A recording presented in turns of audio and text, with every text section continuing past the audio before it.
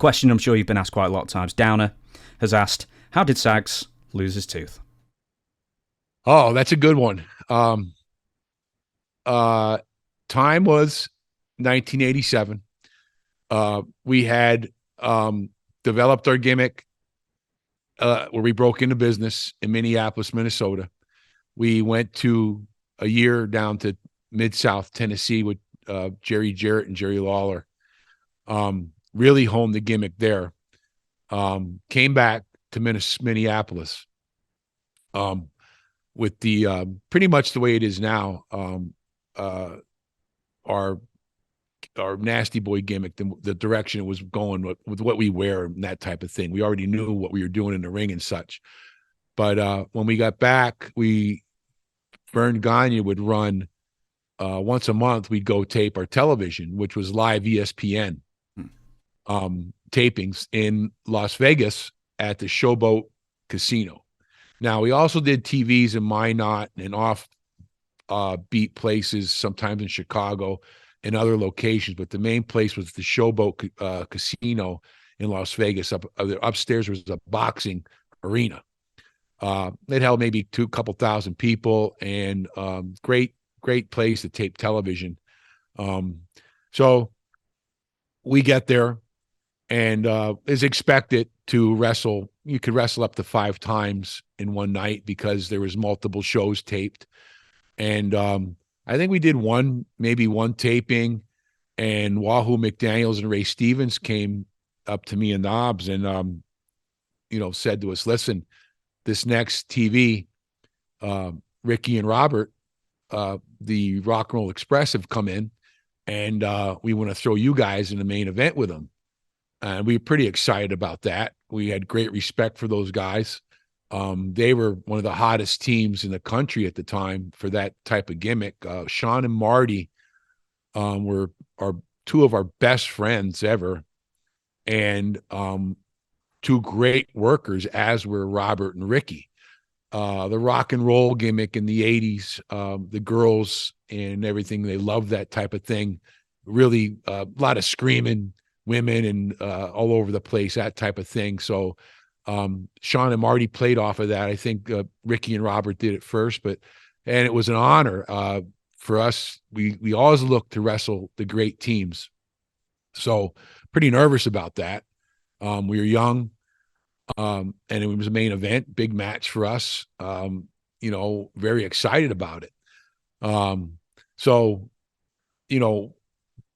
being trained by Vern Gagne, and it was very old school. The baby faces that were on one side of the building and the bad guys on the other.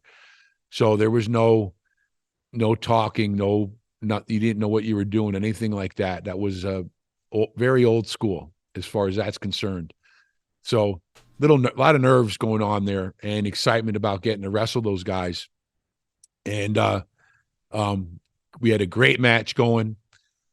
In that match, for Ricky to make his hot tag, I was going to throw him turnbuckle to turnbuckle, run in for a big splash. He moves and makes a hot tag to Robert, and we're on our way. I was so excited. I jumped like Superfly into that turnbuckle, and the bottom of my stomach actually is what landed on the turnbuckle, or in that range somewhere. And my hands were wide open, like I was Jimmy going off the top of the cage or something. I don't know what I was thinking or doing. I was so excited and amped up about this match, and my face came straight down onto the steel post. It hit my chin first. It hit my lip second, which knocked my tooth through my top lip, and then hit my eye all in one shot. Boom, boom, boom. But it was like a split second. The post didn't barely budge if you watch it on YouTube, wherever the people watch it. But I flew back off the turnbuckle and coughed because my tooth got knocked down my throat, and spit it, and it landed in the AWA insignia in the middle of the ring. I didn't know at the time, but I don't remember the rest of the match really, vaguely. I my eyes were dilated and I was profusely bleeding. But some people tell me they timed it and I wrestled 3 more minutes, or I don't know, 2 more minutes, 3 more minutes. And it ended up being a DQ because I don't know if there's anything else we can do. We just fought around. I remember some stuff. Remember seeing it, looking up. I think I was on the floor. Ricky or Robert were punching me, and I saw the look on their face. And I go, that don't look good. It looked like he was looking at a, what Gordon Soley would say, a crimson mass. I know I was bleeding bad. I didn't know the damage, but I knew my tooth was somewhere. And we finished the match. DQ. I remember on the way back, I passed Kurt Hennig on the aisle. He had come out because they heard, everybody must have seen or heard what happened. And I went like this to him on the way back and laughed at him. I don't remember. He told me that. I remember doing that. But so I get into the locker room and like, oh, well, no big deal. Well, shit happens. And the fight doctor runs over and he's trying to stop my face from bleeding with the cotton swabs and stuff like that. And Vern Gagne, who were, we broke in there. We went through his camp, taught by Brad Reagan's, pastly taught by him and the Iron Sheik, which is a whole another story in itself. But very hardcore man, Vern Gagne, amateur wrestler. He comes over to the fight doctor and goes, Doc, can you, fix him up? He's got 4 more matches here. When can you get him ready? And the doctor actually got mad, turned around and said, this man cannot wrestle. He needs 60 some stitches in his face. I can't stop the bleeding. And Vern, God damn it, son of a, Vern gets all mad. Like he's not getting all his matches out of me. He's mad. I can't wrestle some more.